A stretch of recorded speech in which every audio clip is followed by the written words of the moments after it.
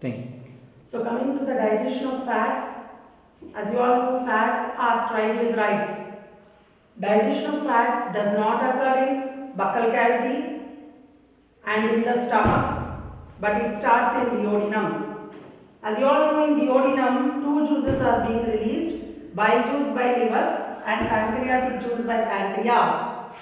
Bile juice have a role in fat digestion. That means bile juice have bile pigments like biliverdin and bilirubin and bile salts. The bile salts help in emulsification of fats. Emulsification means breaking the bigger size fat molecule to small molecules. What is the purpose of emulsification? To increase the surface area of the fat. Now on this fats, bile salts act and they emulsify them. On these emulsified triglycerides, pancreatic lipase acts. As you all know, in the pancreatic juice also is being released into the duodenum, and pancreatic juice has steaopsin, that is pancreatic lipase, which acts on triglycerides and break the triglycerides to monoglycerides and diglycerides.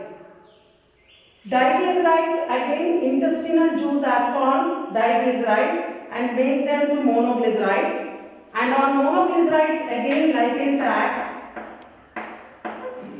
and breaks into glycerol plus fatty acids.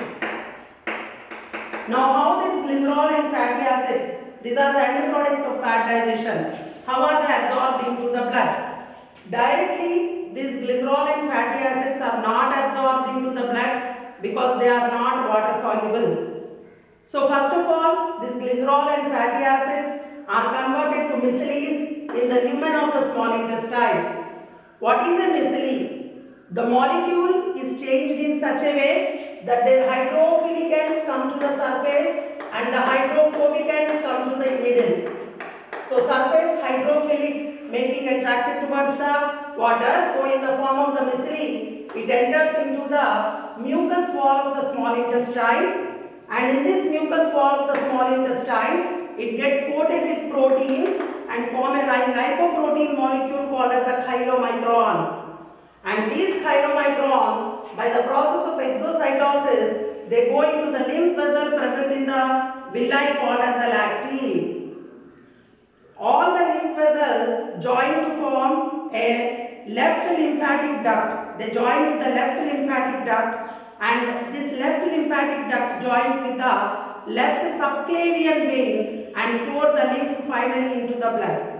So finally the fats are going into the blood in the form of chylomicrons. That is about the fat digestion and fat absorption. Fat digestion starts in duodenum. Bile juice helps in bile salts present in the bile juice, helps in emulsification. The purpose of emulsification is to increase the surface area of the fat. And pancreatic lipase acts on triglycerides and break it to diglyceride and monoglyceride. Diglyceride are further acted upon by some lipase and they are also converted to two monoglycerides.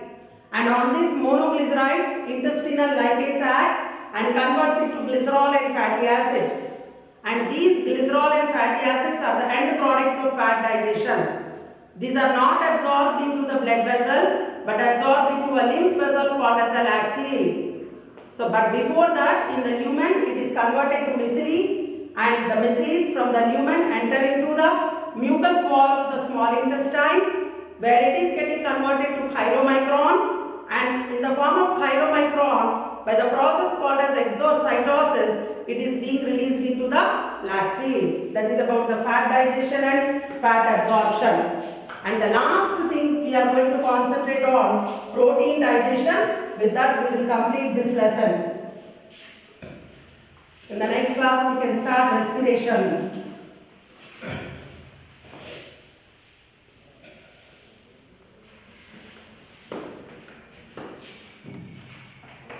Coming to protein digestion. Protein digestion starts in stomach. Gastric juice have protein digesting enzymes in inactive form like pepsinogen and prorenin, double N here, because single N means it becomes the excretory system renin. So you have to be very careful about the spelling of the renin. Prorenin and pepsinogen, two inactive enzymes to prevent autodigestion. First of all, these inactive enzymes should be activated.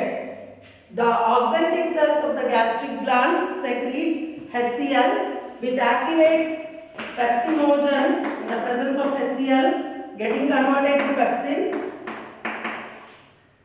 and prorenin also in the presence of HCl getting converted to renin. Proteins, pepsin acts on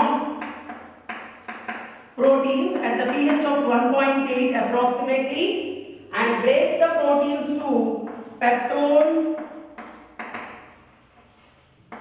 and proteoses. If by mistake also if you write A here, it became enzyme. It's not proteases, it is proteoses. Peptones and proteoses are the end products of protein digestion in the stomach. What about renin? Renin acts on milk protein called as casein. In the presence of calcium, renin makes it into a precipitate called as calcium paracasinate. And on this calcium paracasinate, pepsin acts and converts it to peptones plus proteoses. So the end products of protein digestion in the stomach are peptones and proteoses, and in the stomach food is present for 4 to 5 hours and it is mixed with the acids, and the partially digested food, acidic food, is referred as chyme. And in the duodenum, pancreatic juice is also having protein digesting enzymes. What are the protein digesting enzymes present in the pancreatic juice? As you all know, trypsinogen, chymotrypsinogen and procarboxypeptidase are the protein digesting enzymes present in pancreatic juice. On this trypsinogen, enterokinase of Succus entericus intestinal juice acts on trypsinogen and converts it to active trypsin. Now further trypsinogen is activated by trypsin only to trypsin. This is called as autocatalysis. Point to concentrate here, children. Enterokinase is not activating all trypsinogen. It is activating only some amount of trypsinogen to trypsin. Further activation is done by trypsin itself. Trypsin itself is activating trypsinogen to trypsin. So such a type of activation is called as autocatalysis. What about the other enzymes? Chymotrypsinogen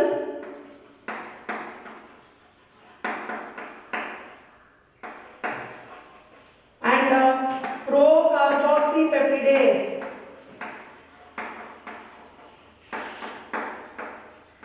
also activated by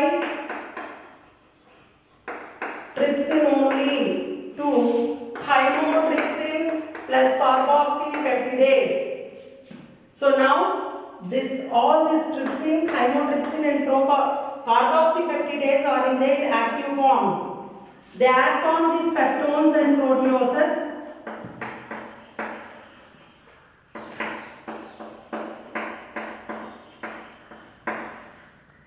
All the three, that is trypsin, chymotrypsin and carboxypeptidase, all are acting on peptones and proteoses at the pH of 7.8 and break them to dipeptides or tripeptides. Further in intestinal juice, Succus entericus is having dipeptidases, and the dipeptidases acts on dipeptides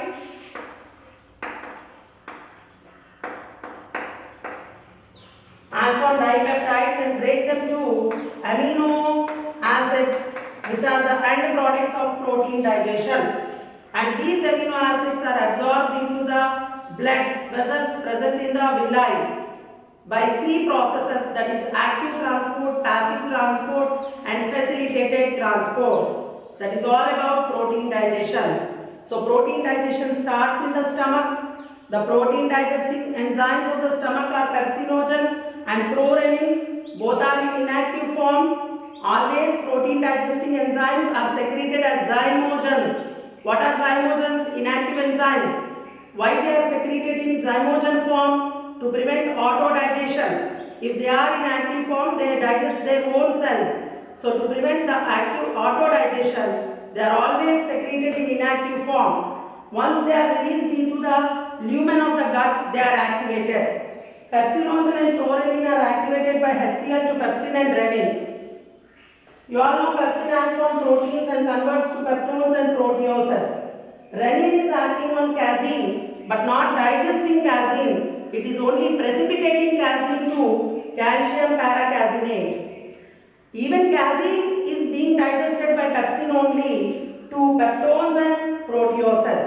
So the end products of protein digestion in the stomach are peptones and proteoses, which are further digested in duodenum by pancreatic protein digesting enzymes like trypsin, chymotrypsin and procarboxypeptidase. These also secreted in inactive form. Further, they are activated. Trypsin is activated by enterokinase and trypsin further is activating all other enzymes. All these three enzymes are acting on peptones and proteoses and breaking them to dipeptides.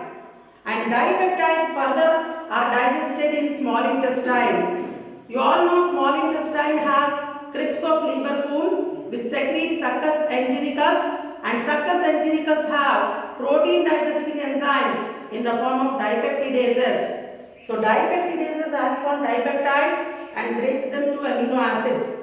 How amino acids are absorbed? They are absorbed into the blood by all the three processes, that is active transport, passive transport and facilitated transport. So this is all about the physiology of digestion and absorption also I told here itself.